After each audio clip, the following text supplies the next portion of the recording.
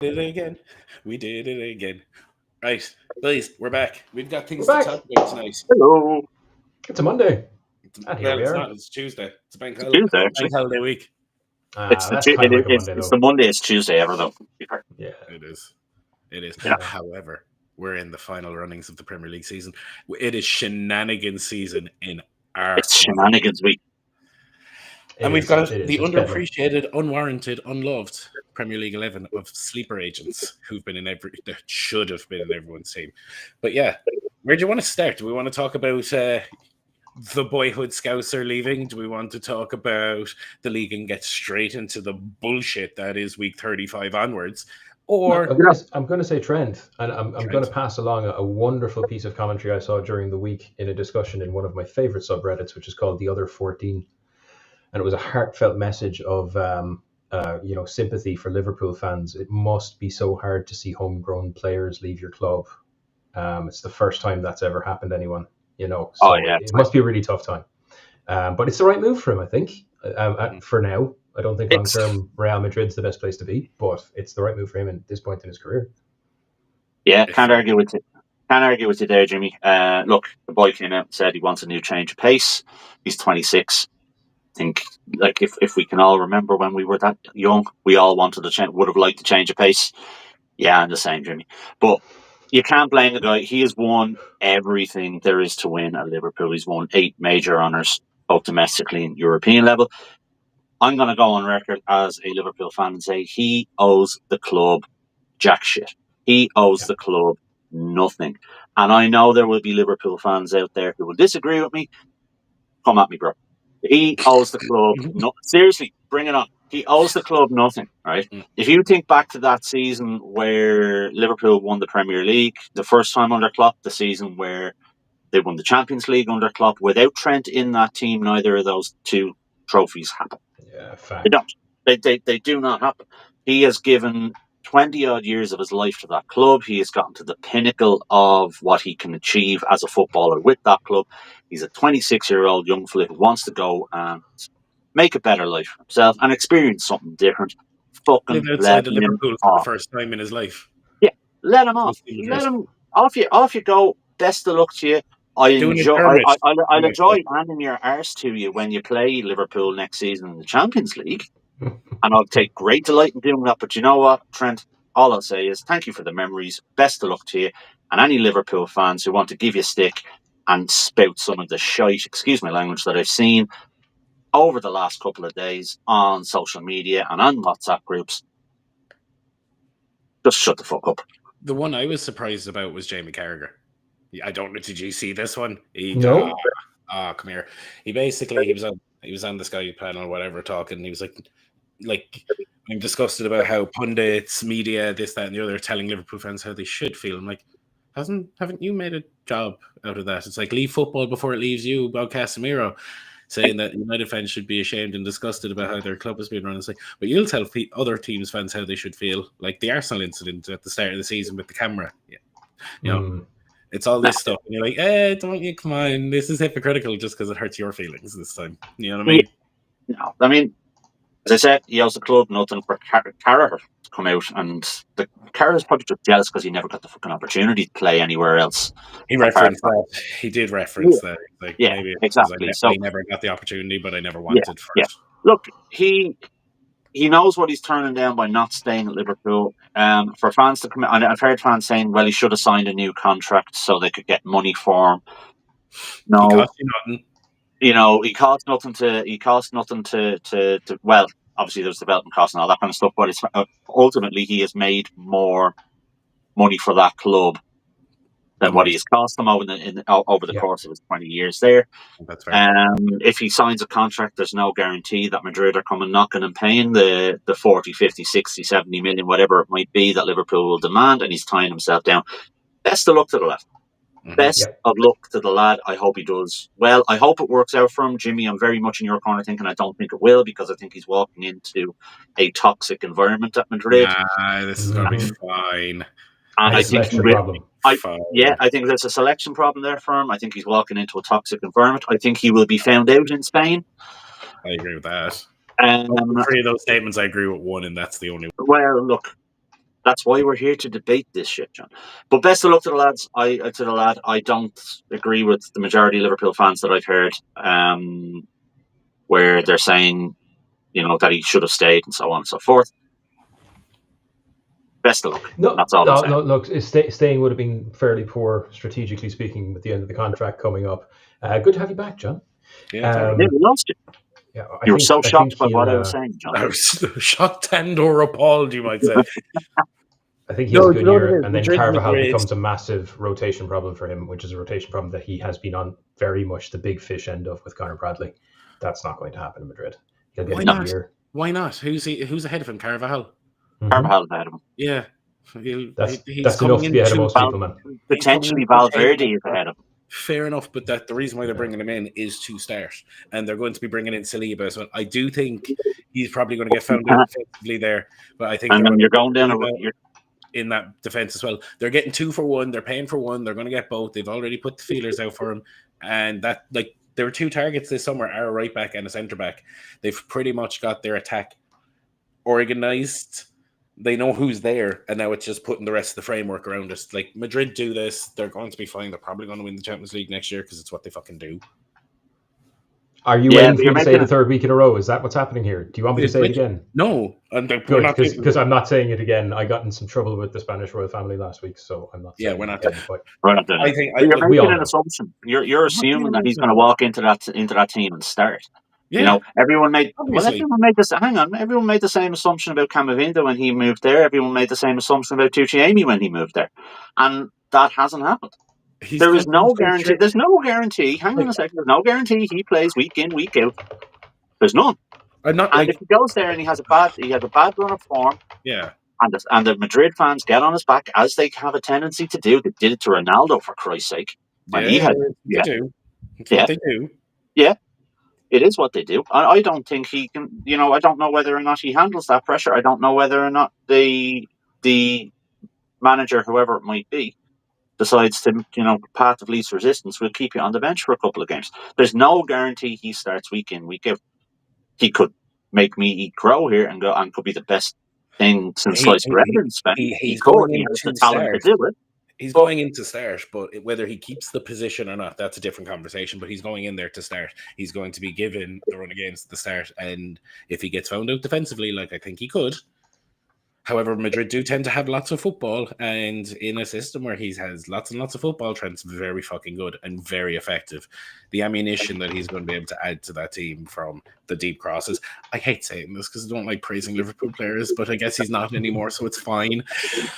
It's just that, he's been on my team. He's been obviously on my team all year as well. Like, his attacking output is pretty goddamn good, and I don't like saying this, but he's been a big part of that Liverpool team doing what they've done this year. And the reason why Madrid are even after him is because he's rather good at the part of the game he's rather good at. Do you know what I mean?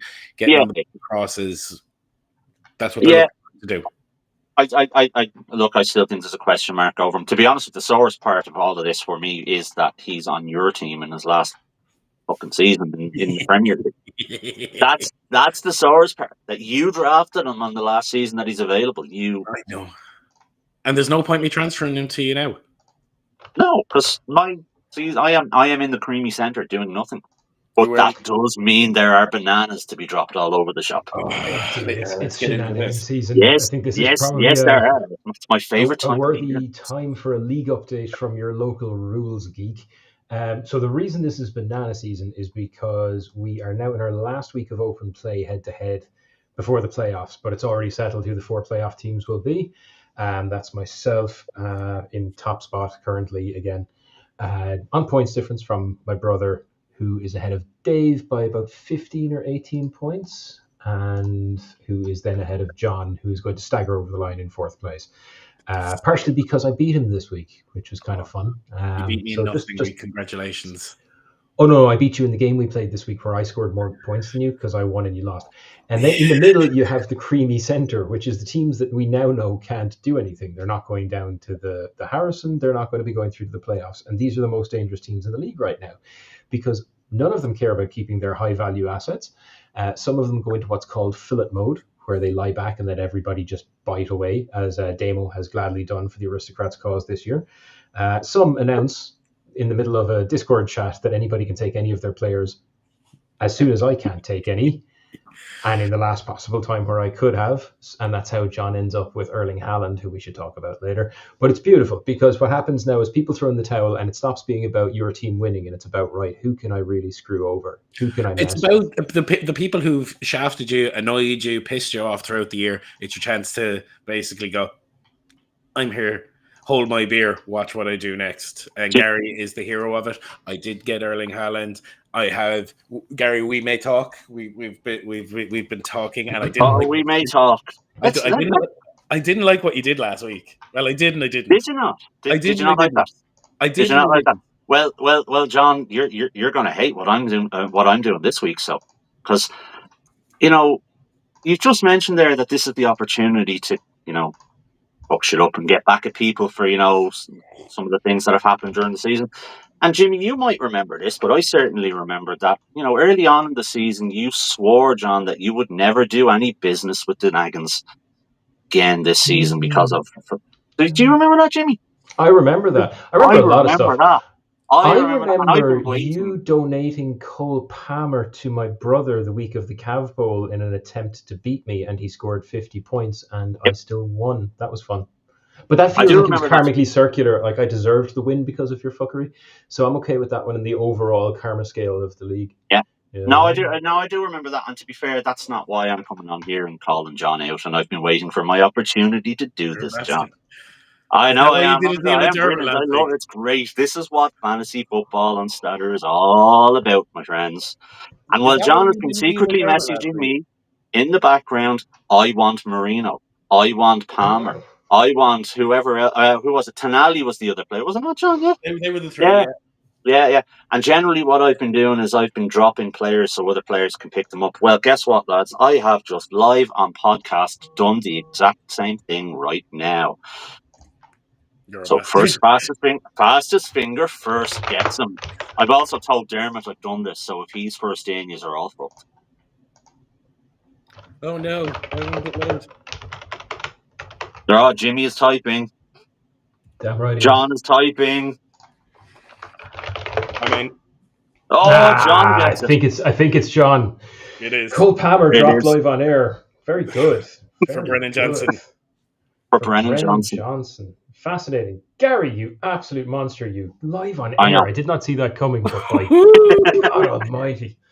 You kept that. To anyone out there who's listening and wants to join this incredible journey, this is what it's all about. I can't believe you just did that. I cannot believe you just did that. This is the sort of he's picked up Palmer and Haaland in the space of 48 hours from two fuckers that aren't even fucking.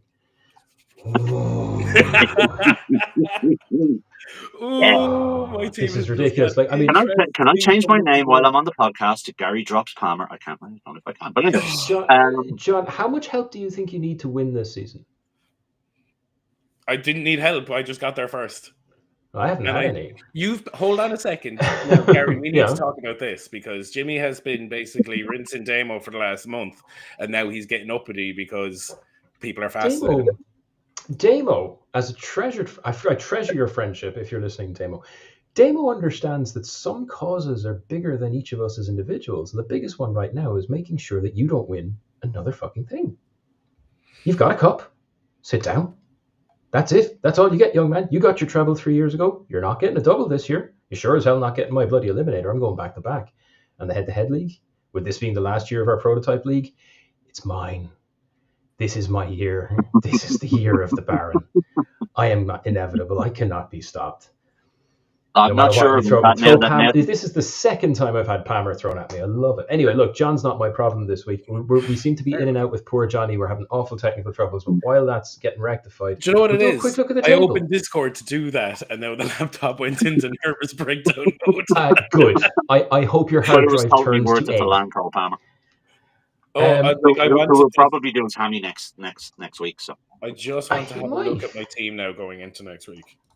I just want to look at the gloriousness that is my team for next week.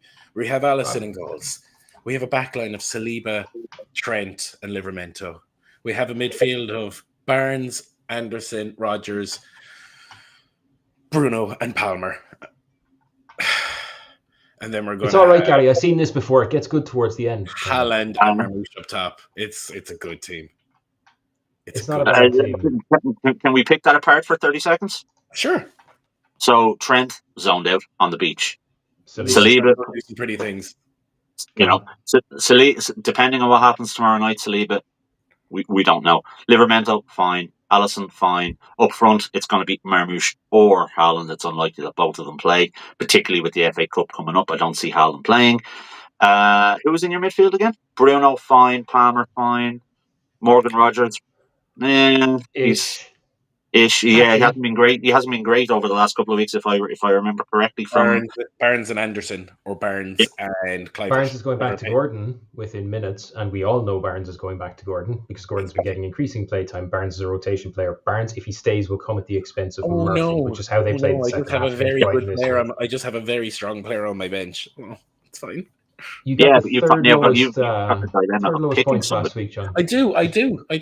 But like, this is the thing. We've now strengthened our team very nicely with the last little bit of I don't think you have. I think Cole Palmer's a strengthening all right, but I think I will say that right now there is a better asset on both teams. Palmer has fallen into the shadow of Enzo Fernandez statistically. I don't know why, but Palmer's not doing what he was doing. And Haaland was on a cold spell before he went away. Now, I'm sure they'll rest him. And the FA Cup will magically give him superpowers, but he has missed more shots than anybody else this season. He is not there, man. He's not what he was. And now you've got two of them. It's fine. You've got two City forwards. I'm on the verge of dropping mine. Although I will give some advice to anybody listening who's still in a drafting or trading situation, because we can bitch about our league all day and all night. By the way, I'm also top of the Eliminator, overtook John this week. Moving on. I will say there are two teams to keep an eye on at the moment. If they are in your squad, get rid of them. I hate to say this because it was the dream, but the wheels are coming off the bus, both statistically and materially. It is time to let go of your Forest players. Nobody's trending. The most bankable they had was Morgan Gibbs-White, who has dropped back into a more defensive position than he was in. He's not involved in creative play. Chris Wood is being severely marked. It's over. Sell your Nottingham Forest players. And instead, here's what you buy. You buy Brentford. Because Brentford are the only team with three genuinely beautiful fixtures to finish the season. They have the advantage of Ipswich this week. They have Wissa, they have Mbumo. Love them both, have them both, playing them both up front. I am that sure of them that I am playing double Brentford strikers for the run-in for the season, and I think it's going to win me the league. They're an absolutely brilliant form. Damsgaard, Collins. We have a raft of really good assets there. Ethan Shade on his good weeks, or his good months. Yeah, but he's hitting a bit of form the last couple of weeks, to be fair. He is. Ethan Pinnock has started to reappear again.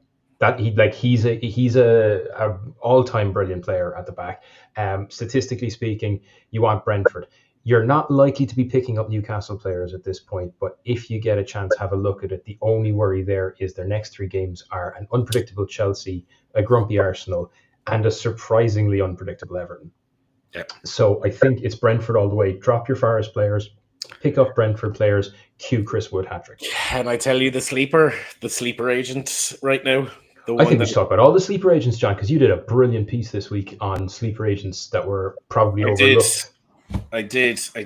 Guys but just even for the next couple of weeks, look at Liam O'Brien. Liam O'Brien, isn't it? The defender at Everton, Jacob O'Brien. Jacob O'Brien. Yeah. Well, that's stupid of me. But yes, Jacob O'Brien, he's been in fantastic form. Everton have a nice run in. He could be one even over in the other side who could be a nice differentiator. So I don't like that last fixture though. Their week 38 is away to Newcastle. And I think Newcastle, whatever about the stats, right? Their statistical performance is focused in a couple. Sorry, where's it on? James Park. Okay, it's not as good as never mind. But the points they're scoring right now are super concentrated in a couple of places, right? It's Murphy, it's the wingers and Isak, basically. Their defenders are up, they're down, they're left, they're right. High involvement in Opta, low scoring next door. So keep that in mind. Once our game is working, then Newcastle defenders will be fine. But Brentford, it's much more spread out. And I don't think, if I'm perfectly honest, I don't think Everton past they're home to Southampton in 37, but I'm sticking with Brentford, man. It's got to be Brentford for me.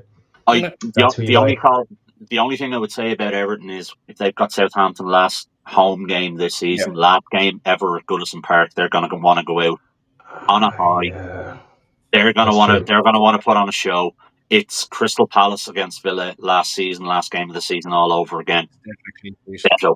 Beto is who you want there. I think you have him there. McNeil, if he's available, although I think Dermot has McNeil, if I remember correctly. He does, given away by them early in the season. Yeah. I think Beto, who is on my team, but will be available after Shenanigans week. After Shenanigans week. Yeah, I actually think he's a better shout potentially than someone like Haaland. For week 37. I'm just flagging O'Brien at the moment. I think if anybody's even over on the other side, over at the FPL site, he's cheap as chips. He's definitely not someone that anybody has picked throughout the year. He's been on a fine run of form, and Everton have a couple of grand fixtures. So that's my play. But anyway, over on StatrDraft.com, where you can join our waiting list and all that crack, I have this new article up on the site where I looked at the underappreciated, undervalued, the guys who have seriously stacked numbers that are really high up in the charts in their position. Oh dear, it's happened again, and John has frozen. He is just so happy that he landed Cole Palmer. It's just not working. Like, I would need to take a minute to collect myself too. I would have liked to have picked up Palmer. I'm not saying, it's the be all end all, but he's certainly a better asset than those lads you have in slot 15 and 16 who have been injured for 6 weeks. Yeah. Like Mings, I thought was going to come back strong. I thought Mings before he got that horror injury was an absolute beast at the back. He had loads of attacking involvement. I went, okay, Villa, Mings, this hasn't happened. Just hasn't happened. One other thing on the run in before we move over to your article, Jay, one to keep an eye on: if you are in a draft league and you can make trades and people are wondering why the fuck you're doing it, Wolves, home to a very leaky Brighton, away to Palace the week of the cup final, and home to Brentford for a finish. So could be value there. Yeah, the Ait Nouris. I think we all know about Cunha, but Ait Nouri is sent from above. Strand Larson even. Is Larson back? I thought he was out for the rest of the season. Could be wrong. Maybe. Jose Sá's always busy as well. Yeah. So there's a lot there to be had. None of it is coming from Big Six or Big Seven or even top half clubs. But anyway, John, sleepers, yes. So basically what I did was I looked at, I removed the party boys, the Sakas, the Haalands, the De Bruynes, the Alissons, Salibas, the guys who everybody's going to be like, yeah, whatever, given. I've looked at the guys who have been super high up the charts. So if you were drafting them or if you were just picking them, whatever model of fancy you're going to be playing, like whether you're going to go with our head-to-head or our shootout kind of models or whatever. First up, we looked at the goalkeepers. Dean Henderson, number one, out by a mile in the clean sheet tally. He's got 10. He's only behind Matt Sells and David Raya. So, in terms of sleeper agent goalkeeper, somebody who's hit heights that wasn't expected of him, I went with Dean Henderson. And that's a great pick. Yeah, it's great. It's a great. I think my one would be Jordan Pickford. And you know why? He's playing in an Everton team that's generally going to finish bottom half of the table and probably will finish bottom half of the table forevermore, so he's always going to be busy. But I think he's got 9 clean sheets this year, and he's consistently good. When we look at our top goalkeepers, he's 5th, Henderson. Like, it's the obvious ones ahead of him. It's your Raya, it's your Alisson. You know what I mean? Flecken was the only other one, but then again, I was kind of like, ugh. Flecken would have been a good shout as well, but for me, the other one. Yeah, I'm not disagreeing with you on Henderson. I think for me it would be probably someone like Pickford, purely because he's year in year out, he's reliable to get your points. He's also England's number one, so he's kind of like if we're going to pick an obvious. Yeah, well, this is why I would go Nick Pope, but that's way too obvious for a sleeper lad. Yeah, Dean Henderson, and my secondary sleeper, the substitute in that was Kepa, because nobody expected him to do anything. No. To be fair, that came out of nowhere. And I'll tell you one that disappoints me every single year when you look at the statistics, right? Because it makes no sense. He's a brilliant player, absolutely world class. You can tell from all the trophies. Emi Martinez is not statistically a strong draft pick for a goalie. I don't know if it's because he's not busy enough, or if it's because he occasionally lets in howlers, or that the team are letting in more than they should. He's barely keeping water with Onana. Barely ahead of Kepa. He's behind the obvious ones. Rob Sanchez is way higher than I expected as well. He's coming in at 6th at the moment, but that's... He's busy, but he's cat. Yeah, again, howlers, but I always have sympathy for goalies because it's such a lonely position. Everybody spots everything you do wrong, so much more than any other position on the pitch. But Emi Martinez might be one to avoid, but yeah, Kepa's just been I get your point. I get your point about Sanchez being a goalkeeper, and he's not there. Do you know what I mean? Yeah. If we're going to be honest about it. I get your point about Sanchez, Jimmy, but the problem with him is, and John has said it there, it's the consistency. So he could knock you out 25 points in a week and then get -6 the next week. And it is that up and down and up and down. Whereas Henderson, Pickford, they're generally going to be fairly solid and have a decent week maybe every 5 to 6 weeks. So, yeah, for me, I can't argue. And Kepa the same, to be fair. He's been pretty consistent this year. So. Yeah. I mean, right. So my defense. My backline is probably... Do you know what, Jimmy? I reckon you can guess a couple of these. I reckon the obvious one is at left back. Tarkers. Oh, left back, Anthony Robinson. Anthony Robinson. Numbers stacked off the charts. He's 9th in the overall tackles. He's 3rd in the overall assists, joined with Bukayo Saka. He's 3rd in interceptions behind Wan-Bissaka and Ryan Gravenberch. He's like 4th for crosses. His numbers have stacked. And in our model, overall defender, number 3. And he plays for Fulham. And this is the really bizarre thing about this young man's skill level. He's done this for the last 3-4 years at Fulham. Like he's Trent level points at Fulham consistently year after year, which means I'm guessing, because you think like I do, and who are the nailed on boys who make all the impact, I'm thinking it's someone bigger, slower, and more Polish in the middle, isn't it? It's Tarkers, isn't it? It's James Tarkowski, but he's too right. The man's a gem, absolute gem. Gary's gone fierce quiet. No, look, I still haven't forgiven him for his, but the thing is, like, red card that wasn't. But anyway. But like, I've been ranting about Robinson for about 3-4 years, going, he's been classic. People have been thinking I'm insane. And now this year, it's just like, oh yeah, I get it. And like, yeah, James Tarkowski's in defense. He's 5th overall in the starter model. So again, that means Robinson is ahead of him. Verge is ahead of him. Trent's ahead of him. That's about it. Year in, year out. I presume earlier on in the year. I presume we're not going to put Verge into a sleeper list. No, but we're not going to do it. So, but I'm going to need a bit of educating here, lads, because we all know my love for fullbacks. Yes. So if it's not Robertson, it's Trent. If it's not Trent, it's Conor Bradley. And I'm only mentioning the Liverpool ones, but anyway, we all know my love for a fullback because they can attack, they get crosses, they get assists, etc., etc. How does a James Tarkowski get so many bloody points in a team that concedes left, right, and centre? Aerials. It's aerial duels. Aerial battles and clearances. Tackles, aerials. Yeah. He's a defender. But aerials and clearances are where I believe he is, head and shoulders above the rest. Because obviously he's got that Verge-like combination of nothing's getting past me and I'm also lethal in the box. Absolutely lethal. Like he is not in a banging them in all the time, but having a beast like that heading towards a box when you're defending a corner, you know what that does. You know the mess you can make without going anywhere near the ball when you're going up for a corner. The point of this is that you're looking at guys that people wouldn't normally pick high in a draft order. Mm-hmm. But with James Tarkowski, you've got a 5th overall with Robinson, you've got a 3rd overall with Henderson, you've got a 5th overall. Centre back is the 3rd most useless position next door. Right.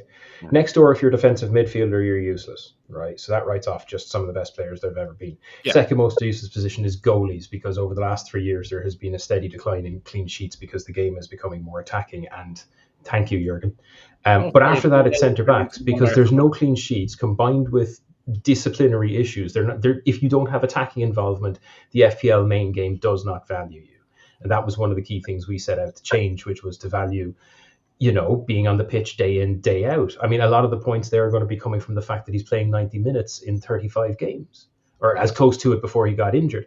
We wanted to reward that. We wanted to reward the guys that are driving a team on from the back, as well as the handbag models who get to put the ball in the net at the end and get the big sponsorship deals and do all the flashy, bulby stuff. We want big donkeys like Tony Adams to get their day in the sun because they help win games too. You know what I mean? It's not all about the rock stars. And that's why I love this list so much and why we love centre-backs. And I'm writing a letter to James Tarkowski right now asking him if well, he'll you'll come to my appreciate house the and other sign my centre-back. The other centre-back is Nathan Collins. Yeah, So, right, yeah. so there you go. Yeah, That's about that. 9th overall on our defenders chart. Yeah, well, Yeah. probably for a similar reason to Tarkowski. To be fair, he's at that. He's a tower, Brentford defence. Yeah, and he chips in the odd goal here and there as well. But this is what I mean. As a sleeper cell, that's what you're looking for. You're looking for a guy who's going to be top 10 in the position, top 5 in the position. The guys that you'll probably get in 8-9 round that are going to be a huge difference maker for your season. You know what I mean? Like picks 3 to. I wouldn't even say 8th, 9th round. If you can get the ones that everybody else thinks of in round 8, in round 3, you win your draft. Yeah. Because everybody knows the first 2 rounds. We know who the top 20 players are going to be picked are. There's going to be a couple of people that will arse it up. There will be a couple of people who gamble. But 15 out of those 20, you know who they're going to be going in. Yeah. Then the real draftsmen show up. Draft persons. Who are we playing at right back, Jay? Pedro Porro. Simple as that. I'm not going to lie. That was tough, right? That was tough because there was like Kirkes, there was Munoz. But I went with Pedro. That's an obvious pick, though. I think if you were drafting at the start of the year, they wouldn't have been really high on the radar. I get it. The thing is, Pedro Porro is 6th overall in the defenders list for us, despite Spurs having been goddamn awful. Last week was the first game he missed this season. He has played every other game this season, and that's somewhat normal for goalies and CBs. But a man who's halfway up and down the pitch every week, it's bloody impressive. Yeah, I'd argue that Porro's not a sleeper pick though, because he was pretty good last year too. He was half decent for Spurs last year and did score. Now I get he's on a team where you wouldn't necessarily consider some of their players because they have been dog shit this year. That's fine. Well, I think early doors. I don't know. You would have tanked out your Spurs defenders, and lo and behold, the best one around in terms of that position this year. Yeah, he's overcoming the team, which is what you really want your players to do. In a way, it's like what Robinson's been doing. No offense, John Fulham are not. Yeah, no, I get it. They're not lighting up the sky this year. It's like for Brighton. Same logic over the other side. He's playing in a team where with how their overall performance level, that he's surpassing it by a distance. So about 4 or 5 weeks in, everybody would have jumped on the Munoz bus. About 4 or 5 weeks into the season, people would have tried to jump on the Kirkes bus. I think people would have jumped off the Trippier bus, off the Porro bus. But again, Trippier over the last 2 months has come back in. So that's my logic there. I'm willing to be corrected if there's anybody out there on any of the multiple prices where this is the only one I'd throw into the mix there is Milinkovic. Not in first. To be fair, and again, I wouldn't have considered him for similar reasons why I wouldn't consider a Tarkowski or a Collins, but he has been consistently solid for Forest, albeit now we know the wheels are falling off the bus. And to Jamie's point earlier, sell. But up until now, he has been rock solid, and I think he's in the top 10. Jimmy, correct me if I'm wrong. Like half of my squad, yes, he is. Picked him up very early. I'm willing to be correct.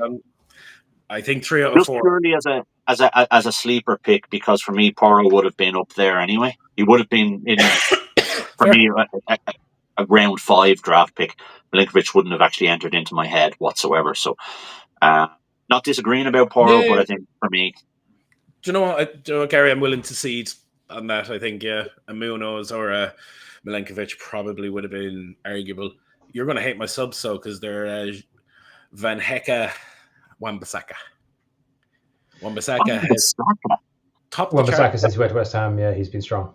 He's averaging just shy of 8 points a game. It's not stellar. Tops the chart for interceptions, which for a tackling machine isn't exactly the statistic you'd be putting next to him.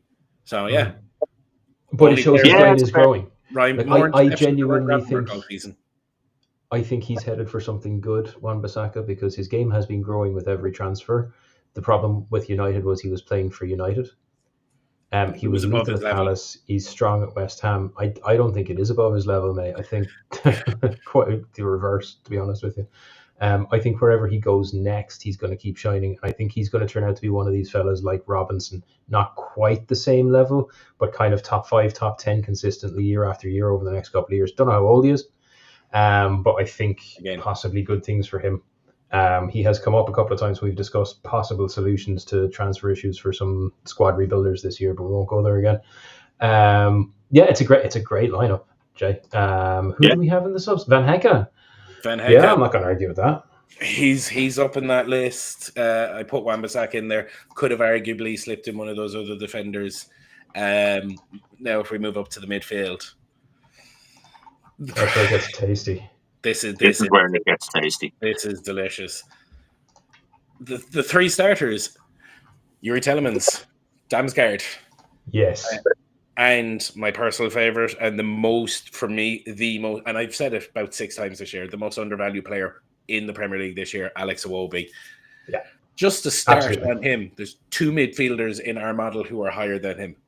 They are Bruno Fernandes and Cole Palmer. So in terms of our midfielders, he is higher than Kevin De Bruyne. He is higher than Bernardo Silva. He is higher than, name him, Gravenberch, this, that, and the other. He's the 3rd highest. He has been immense. He plays 6, 8, 10, left wing, depending on the day. The man's a Swiss Army knife. Plays every week. Whoever the hell drafted him, it was Demo, had possibly the player who surpassed their perceived level by the most this season. Mm-hmm. He's been brilliant, and that's like only about 5% of that is Fulham hype. I'm going to back you up here with dry numbers. Third and a bit. Bone went past him after this week, but only by like a hair, right? We are talking about the Holy Land here, 11 points a game. If you get 10 points a game from every player, you win every league you ever play. There aren't many that keep that going, particularly in high-pace roles. The one pattern in most of what he's doing is that there's an awful lot of running, but he's been there the whole way through. Now, he was a little bit of a disaster at Everton last year. Right, let's be honest. There wasn't much going on there, but again, the transfer seems to have brought his game up quite a bit. I think he's class. I think he's absolutely brilliant, mate. Who else did you have in there in the midfield? Yuri Telemans, the guy keep trying to replace, and he keeps just going, "Oh yeah." Yuri Telemans has been that good since Leicester. Yeah, and injury is what has kept him out of the kind of players of the fantasy decade list. He is absolutely blisteringly fast, incredibly creative. I'm a huge fan of Yuri, and I hope he stays fit long enough. So great to see him included here. Who was in the? Was it Damsgaard? Damsgaard. Now there was throw-ups here. So Gary, I'm going to throw at you my subs and the one that I had on the side. So Damsgaard got the slot.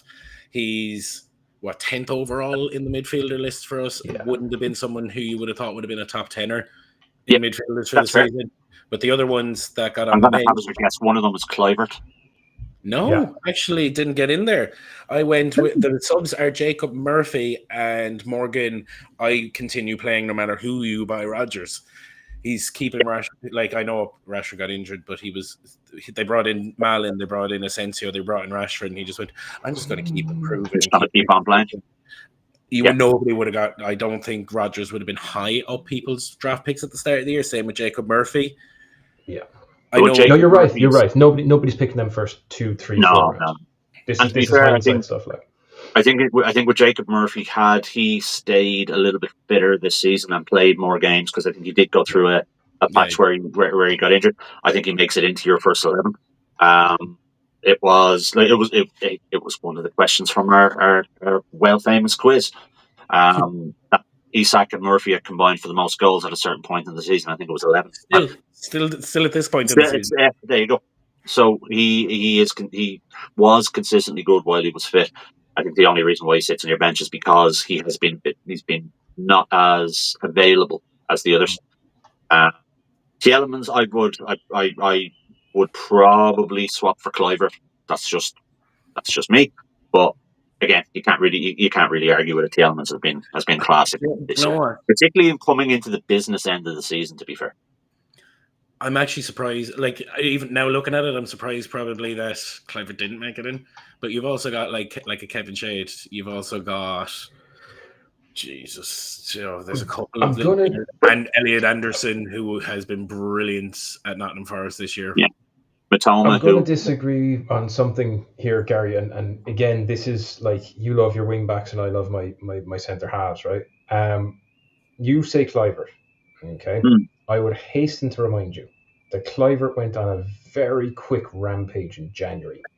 Yep. When half the Premier League were absolutely ruined. Bournemouth had an outstanding month, and there was a hat-trick in the middle of that, and then he scores 2 the next week. So most of his performance this year has been very concentrated, which would be great in an overall point system like Draft Classic. But in head, all it really gives you is 12 points, because he was nowhere for the first half of the season. He was injured for part of it. I'm actually going to go a slightly different way for the man in the middle, and I'm actually going to do something uncharacteristic. I'm going to take a Scouser who frequently gets overlooked in fantasy terms because people next door are playing in terms of who are my 3 Liverpool players, and they want 4. They want Alisson, Trent, Virgil, and Mo, and nobody's talking about Dominic Szoboszlai, who has been delivering a consistent kind of 8 to 12 points per game for the entire season. And I think he would probably be overlooked next door because of the slot limitations. It's another pun. You see what I did there? But I would prefer a Szoboszlai who gets me just over the line 25 weeks than a Clivert who makes us shine for 8. Sure. So I'm saying Dominic. I know there's people out there screaming at us, going like there's definitely something obvious. But that's what the comment section is for, isn't it? Have a comment, little angry internet people. Have we bothered you? Would you like to tell us off? Go on. We love it. Come at me, bro. But yeah, as I said, I will be 3rd overall. Tielemans, I think he's like 8th overall. Damsgaard 10 overall. For me, Alex Iwobi's the guy who has surpassed the perceived level at the start of the year. Yuri Tielemans keeps trucking on, quietly picking up digits. Jacob Murphy, most goal involvement with a single player between him and Isaac, however fucking hell we're pronouncing it today, and Morgan Rogers, who I think he just gets overlooked because he's a Villa boy and you don't think of him. But let's move on to our forward list before we wrap it up. Here we go. This is going to. Oh, I'm going to get this is going to cause carnage.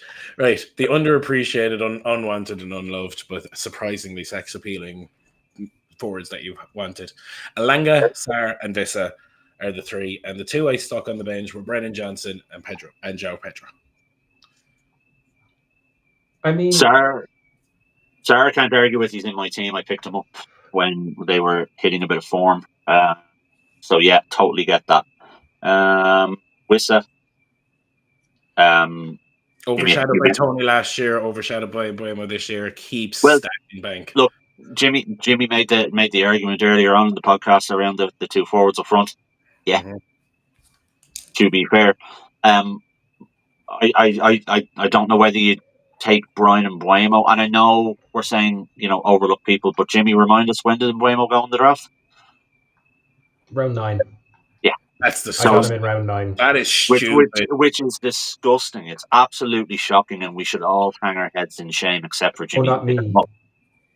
I have him playing up front beside Mo Salah. It's great. I'm sorry, lads. If that's not a sleeper pick, I don't know what is. Someone's going to have to explain something to me. Yep. How are you both leaving Mateta there? Because look, when I looked at Palace, I went, right, Mateta is getting his flowers. Eze has been getting his flowers. Sarr is the forgotten sister of the trio. And again, he's been stacking numbers all year. If there was a rush for a Palace forward, it would have been Mateta or Eze. You would have got Sarr way down the list, and his contribution this season are more than enough to be someone that you pick up in the 6th, 7th, 8th draft and go, holy shit, I got something really good out of this. Yeah. So I know I tend to bang on about my thing of the week, and once I get an idea, I latch onto it like a Doberman and a steak, and I don't let go of it. But just coming back to this Brentford thing again, Wissa has now overtaken Wood in Octa scoring this year. Now I know It's been a bit quiet for Forest, but it's just kind of re-emphasizing again by Brentford, sell Forest. It's all painting a picture here. João Pedro on the points per is surprisingly high as well. He's top 20. Not overall because there's been injuries and suspensions. Nice one. But that's why he makes the bench. Oh, he got the bench, did he? Okay. He got the bench. Now, and Dermot's going to kill me for this because I didn't include Chris Wood. And to be honest with you, again, looking on this, he was probably a huge sleeper pick at the start of the year. Yeah, but he was a huge sleeper pick up until about week 25. Yeah, maybe week 30, maybe week 30, but he has fallen off with the rest of the Forest. This is the season sleeper team, so I probably should have put Chris Wood in. This is the year where we had a kind of inverted Chris Wood season, because every other season I remember, apart from the disaster at Newcastle, he would show up and be there for 30 weeks playing, bang in 6, everybody jumps on him and it falls apart. And I remember saying this at the start of the season, going, Chris Wood's a trap, Chris Wood's a trap. I was completely wrong. Chris Wood was outstanding. Up until Easter, and now not. But it's a good lineup. So João gets the bench. Who else is on the bench? João gets the bench alongside Brennan Johnson. Brennan Johnson has been again being probably Spurs' only fit and available attacker for most of the season. He's done quite well. In terms of his overall numbers, probably not someone again that you would have picked if you were looking at Spurs attacker. Winning games. Someone you wouldn't pick if you wanted to score points and win games. He's just off page 1. He's just ahead of Liam Delap and just behind Nicholas Jackson. And people would have argued that Liam Delap was a sleeper agent, but no, he wouldn't make my bench, buddy. Well, that's what. You want minimal strikers.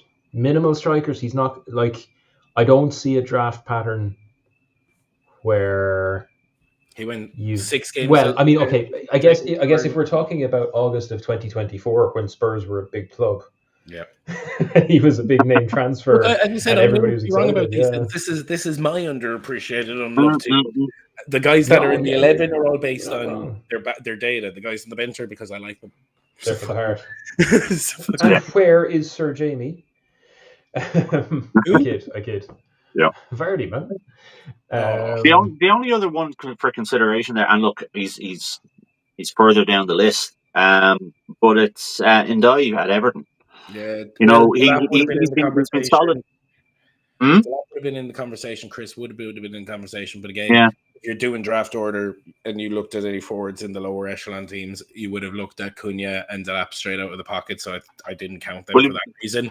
Yeah, but Cunha, to be fair, if you're looking at a Wolves forward, he would have been the one you'd look at all day long. And Ndai at Everton was. But this is the thing, later in the draft when you're looking at your 10th and 11th pick, so you're looking at those guys that go, do you know will I actually get some points out of them? Yeah. But Ndai has had a solid season. He's 7 goals. He's been looking about 7 to 8 points a game. And again, I think it's just injury that's kind of kept him on the lower side of the overall points piece. But he would have been the only other consideration in that forward line for me. Plus, he does have the lumbering of a really exceptionally low scoring Everton season. Even Spurs for the first half were banging in goals. It didn't really all fall apart till the last few months, but Everton never really got out of the blocks with high scoring. Well, Dwight McNeil could be an honourable mention. Do you know what I mean? Sure. There's a whole pile of honourable mentions throughout the season. There is. With the 11 starters, let's say, I'm looking at overall consistency throughout the year. Fellas who massively outperformed would have been later in the draft rounds. The guys on the bench are a bit more, let's call them my outlander picks. Wan-Bissaka is getting in because he's highest on interceptions. Munoz or Carquez should arguably be in there ahead of him or Van Hecke. Yeah. In the midfielders, Jacob Murphy, I went with on the bench. I went with Morgan Rogers on the bench, but you could have had Kevin Shad, you could have had a whole pile of the suggestions Gary made. And the same with the forwards. I think the key here is that if you got any of those guys in the 11 in your draft at the early doors or in your kind of central batch or late batch, you're fucking laughing all the way to the bank. They're the guys. Those are the guys that win you your league. There's 3 runs. There's 3 runs in any draft. There's the initial run, which is who gets Haaland, who gets Salah, who gets Bruno, all the predictable shit. There's the goalie run, where somebody panics and picks a goalie, and then everybody panics and picks a goalie because nobody wants to be left with a shit goalie. Yeah. But there's a third run there in the middle where you spot that someone is drafting really well. And you go, hold on a second now. He's just picked up 3 excellent midfielders that weren't on my radar. And then, if you can, mid-draft, you start trying to work out what that fucker's doing. Because whatever they're doing it right. And start trying to do it immediately. That's when you make grabs like these guys. Mm-hmm. And if you can stack your round 3 to 5 with players that come in top 20, you are in a seriously strong position. Then you go looking for your centre-backs. You're nailed on donkey men. But no, it's a good lineup, John, and it's a cool lineup because it's not too heavy on one club. Yep. And it's notably not using many from the top of the table, which I love.